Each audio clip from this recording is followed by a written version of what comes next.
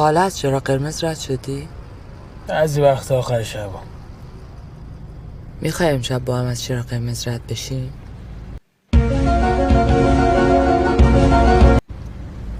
دوست که دارم،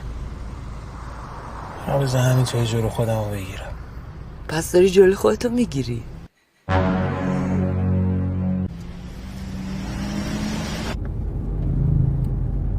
چند سالته؟ با تجربه. ازدواج کردی؟ نه. میخوره کار کرده باشی.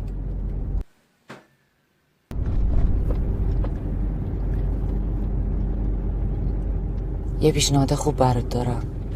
پیشنهاد خوب؟ تا صبح با من باش 100 میلیون بگیر.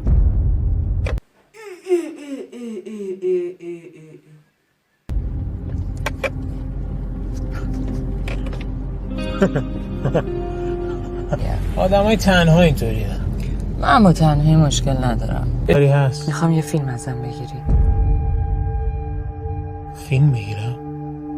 بازیگراش کیه؟ آها، بازیگرش من و توییم دیگه.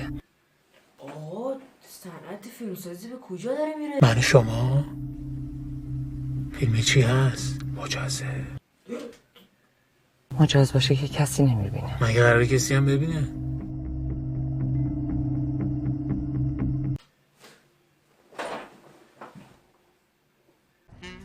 تا حالا از چرا قرمز رد شدی؟